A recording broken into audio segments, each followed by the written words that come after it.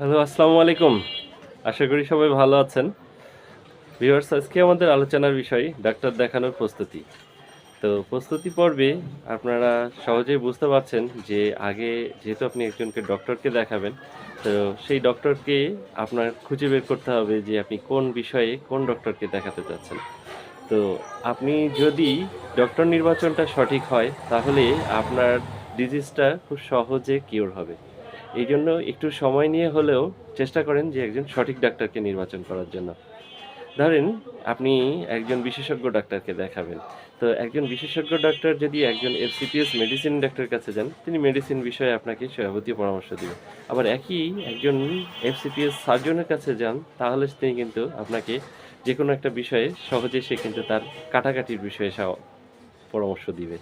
এটাই স্বাভাবিক। তো এইজন্য সঠিক ডাক্তার নির্বাচন করুন। অবশ্যই আপনার ডিজিজের ধরন অনুযায়ী ডাক্তারকে নির্বাচন করুন। ভিউয়ার্স, এখন অনলাইনের যুগ।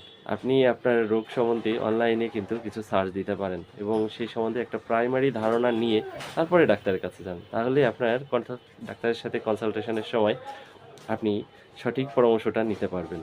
আপনার জন্য সেক্ষেত্রে সুবিধা হবে। অনেক কিছু মেডিকেল টার্ম আছে, পারলে একটু ছোটোখাটো সার্চ দিয়ে সেগুলো জেনে যান। ছোটোখাটো আ বিভিন্ন বিষয়গুলো অনলাইনে অনেক কিছুরই আজকাল সমাধান আছে। তো একটু ডক্টর দেখানোর প্রস্তুতি পর্বে সেগুলো সেরে নিতে পারেন।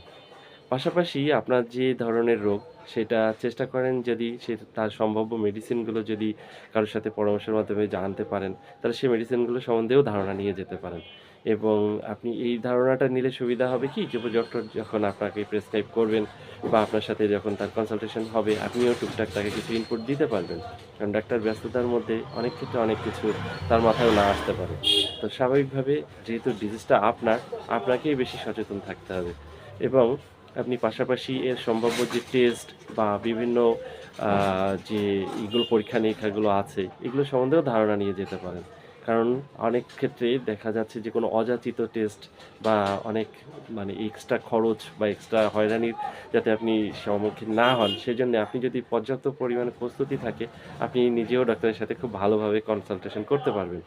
কারণ আপনি ডাক্তারকে ভিজিট দিয়ে দেখাচ্ছেন। কাজেই আপনার অধিকার আছে অবশ্যই ডাক্তারের সাথে আপনি সঠিকভাবে সবকিছু আলোচনার মাধ্যমে আপনার যে রোগ, সে রোগের সম্বন্ধে একটা সঠিক সমাধানে পৌঁছাতে। ভিউয়ার্স, যদি অনেক ক্ষেত্রে সাধারণ রোগের পাশাপাশি অনেক ক্ষেত্রে কঠিন কিছু রোগেরও ব্যাপার চলে আসে বা জটিল চিকিৎসার প্রয়োজন হয়, সেক্ষেত্রে ভালো হয় যদি আপনি একই বিষয়ের আরও ২-১ জন ডাক্তারের সাথে পরামর্শ করে নেন। কারণ হয়তো কোনো কারণে একজন ডাক্তার একই অ্যাঙ্গেলে চিন্তা করেছেন, হয়তো আরেকজন ডাক্তার আপনাকে অন্য অ্যাঙ্গেলে চিন্তা করে বেস্ট ট্রিটমেন্টটা দিতে পারে। তো সেজন্য কয়েকজন ডাক্তারের সাথে কনসাল্টেট করলে দেখা যাচ্ছে আপনি সঠিক সমাধান পেতে সহজ হবে আপনার জন্য। আর দ্রুত ডাক্তারের কাছে যান। দেরি করে সময় নষ্ট না করেন। কারণ এগুলো যাচাই-বাছাই করতে যেয়ে আপনি যদি বেশি দেরি করে ফেলেন, তাহলেও আবার প্রবলেম হতে পারে। তো অবশ্যই প্রস্তুতি পর্বে আপনি চেষ্টা করেন আর ডাক্তারকে দেখার জন্য। একটা ছোট্ট বিষয় আপনাদের সাথে শেয়ার করি।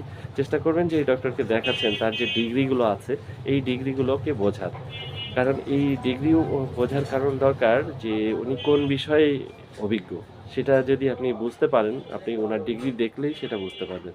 তো এই ডিগ্রিগুলো ছোট ডিগ্রিগুলোকে আপনি নেটে সার্চ দিলে বা পরিচিত কারোর কাছে জিজ্ঞাসা করলেও আপনি বুঝে যাবেন যে উনি আসলে কোন বিষয়ে অভিজ্ঞ এবং সেই অনুযায়ী আপনি তাকে দেখান। তো ভিউয়ার্স, আজকে এই পর্যন্তই। যদি আপনাদের কারো সামান্য উপকার হয় জানাবেন বা যেকোনো জিজ্ঞাসা থাকলে আমাদেরকে জানাবেন। কারণ আমার ইচ্ছা আপনাদেরকে সামান্য হলেও যদি কোনো উপকার করতে পারি, কোনো আমার অভিজ্ঞতাকে আপনাদেরকে কাজে লাগাতে পারেন, তাহলে আমার এই চেষ্টা সফল। ধন্যবাদ। কথা হবে পরবর্তীতে অন্য কোনো টপিকসের বিষয়ে। আর আপনাদের কোনো বিষয় জানতে ইচ্ছে হলে আমাকে মন্তব্য করে জানাতে পারেন। ধন্যবাদ।